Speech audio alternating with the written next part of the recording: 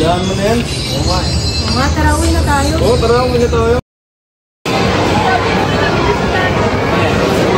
Ay, gusto ko yan! Gusto ko yan!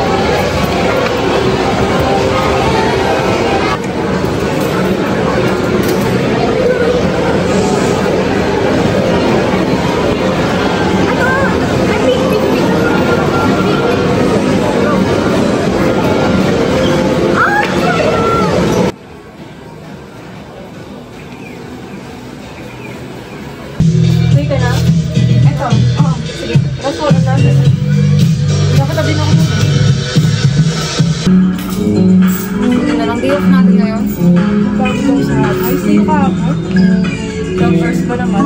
Siyempre, nurse tayo. Pwede na tayo. Pwede na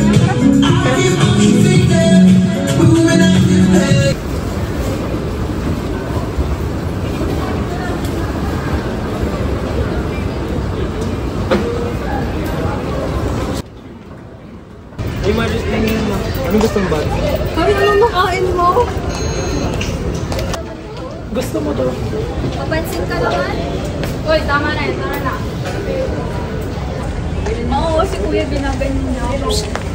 Oo, ano, kakampihan mo na naman yan siya eh. O sige na, tara na. Punta na tayong parking ka. Sige.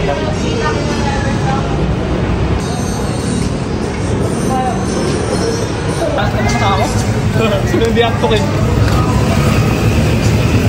Nasaan may sakyan ko dito?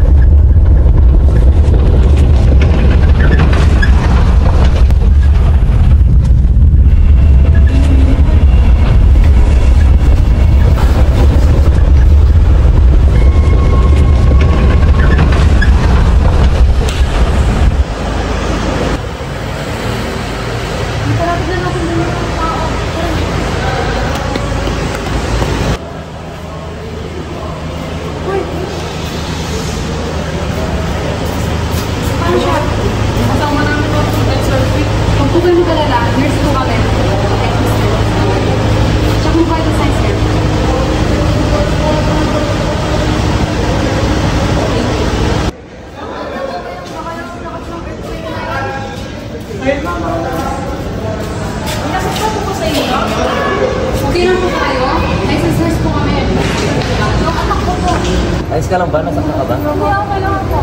If I only could.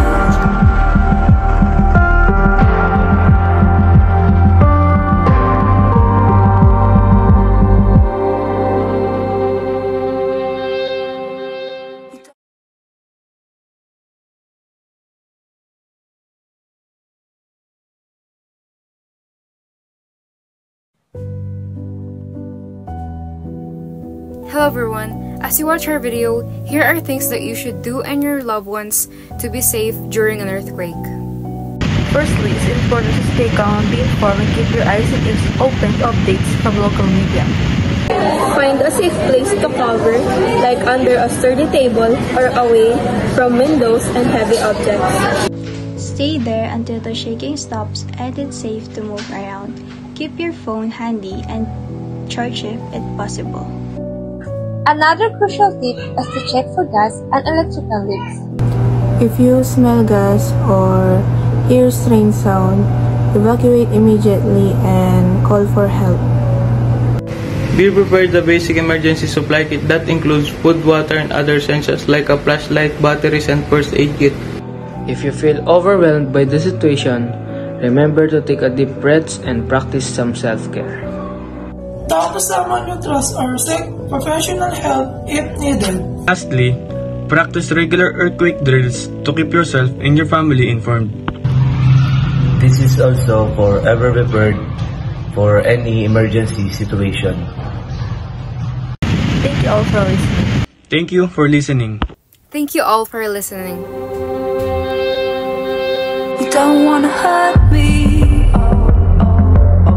but see how deep the bullet lies. Unaware that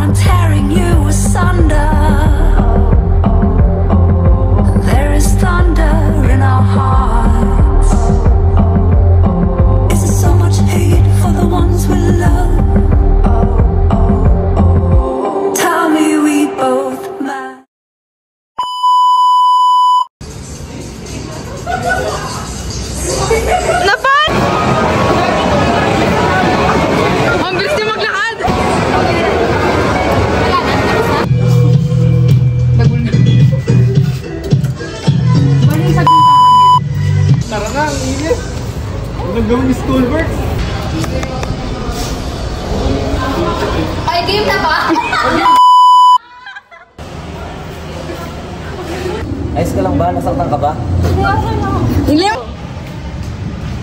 Hindi mo na magsalita? Tama!